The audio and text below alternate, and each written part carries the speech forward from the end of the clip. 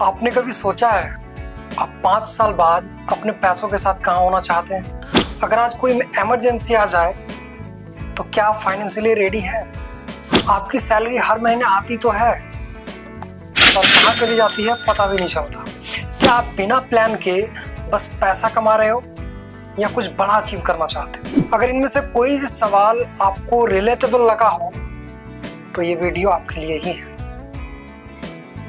चलिए शुरू करते हैं फाइनेंशियल गोल्स को समझना और इसे सेट करना क्यों जरूरी। नमस्कार दोस्तों, स्वागत है आपका एक खास वीडियो में अंडरस्टैंडिंग योर फाइनेंशियल गोल्स। मैं शिव सिन्हा। आज हम बात करेंगे क्या है फाइनेंशियल गोल्स, क्यों है ये इतना जरूरी और इसे कैसे बनाएं, और अगर ना बनाएं तो क्या हो सकता है। तो चलिए शुरू करते हैं। What are financial goals?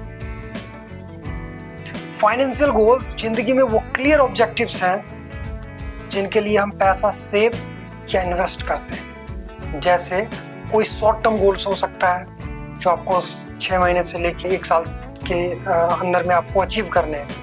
जैसे कोई इमरजेंसी फंड बनाना हो, कोई नया लैपटॉप खरीदना हो, या आपका कोई मीडियम टर्म गोल हो सकता है जो आपको 2 से 5 साल तक में अचीव करना है। जैसे कोई वैकेशन प्लान करना हो, या घर का डाउन पेमेंट करना हो, या कोई आपका लॉन्ग टर्म गोल हो सकता है जैसे कि जो आपको 5 साल के बाद आपको अचीव करना है। जैसे रिटायरमेंट प्लान करना हुआ, बच्चों के हायर एजुकेशन। तो अब हम समझते हैं कि फाइनेंशियल गोल्स इतना इंपॉर्टेंट क्यों है। तो सबसे पहली बात, इससे हमें डायरेक्शन का पता चलता है कि हमारा पैसा कहाँ जा रहा है। मोटिवेशन मिलता है। जब आप गोल सेट कर लेते हो तो सेव करना बहुत ही मजेदार हो जाता है। आप प्रायोरिटाइजेशन डिसाइड कर पाते हैं कि कौन सा खर्च जरूरी है और कौन सा वेस्ट है। आप अपने प्रोग्रेस को मेजर कर सकते हैं, हर महीने ट्रैक कर सकते हैं कि कहाँ तक पहुंचे। तो बात आती है कि हम फाइनेंशियल गोल्स को कैसे बनाएं, कैसे सेट करें। तो गोल्स को सेट करना बहुत ही आसान है। तो इसे सेट करने के लिए यूज करें smart framework. S for specific, M for measurable, A for achievable, R for relevant and T for time bound. यानी स्पेसिफिक होना चाहिए। ऐसा नहीं कि आपका जो गोल है वो सिर्फ बचत करना हो। ये कोई स्पेसिफिक होना चाहिए। जैसे आपको कार खरीदना है, लैपटॉप खरीदना है, घर बनाना है।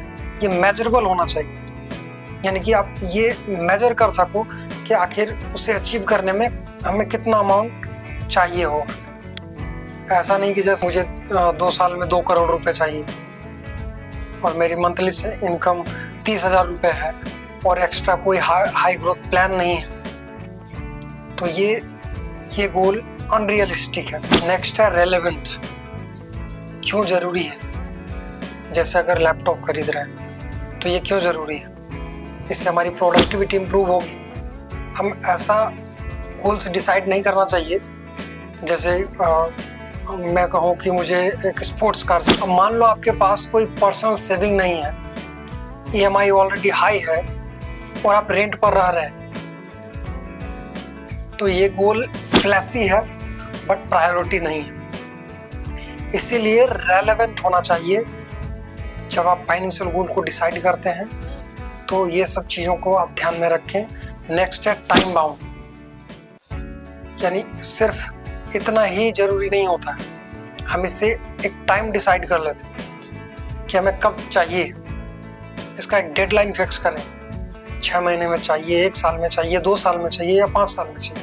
जब आप फाइनेंशियल गोल्स बना रहे हो तो आप इनकम, अपने लाइफस्टाइल, अपने बेसिक नीड्स जैसे इमरजेंसी फंड्स, इंश्योरेंस, इन सब चीज़ों का ध्यान में रखना चाहिए। इसके अलावा एक प्लान बनाएं, गोल लिखें, क्या चाहिए, टारगेट अमाउंट लिखें, कितने पैसे की जरूरत पड़ेगी, टाइम लाइन दें, कितने टाइम में अचीव करनी है, हर महीने कितना सेव करेंगे डिसाइड करें, टूल्स चुनें, सेविंग अकाउंट में रखनी है, SIP करानी है, रेकरिंग डिपॉजिट करना है, इन्वेस्टमेंट करनी है। अब हम बात करते हैं कि अगर आप फाइनेंशियल गोल सेट नहीं करते हो तो क्या होता है। इम्पल्स स्पेंडिंग, क्योंकि पैसे की कोई डायरेक्शन नहीं होती है।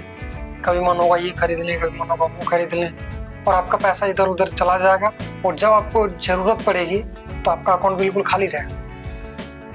आपका कोई माइलस्टोन नहीं रहता है, आप अपने पैसे को बढ़ा नहीं पाते हो और आपको प्रोग्रेस बिल्कुल भी फील नहीं होता।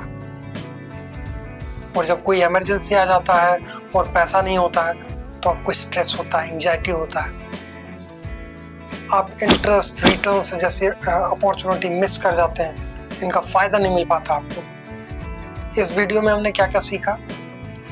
सबसे पहले डिफाइन योर गोल्स, कि आपका short term goals, medium term goals, long term goals आप अपनी ज़रूरत के हिसाब से डिफाइन करें।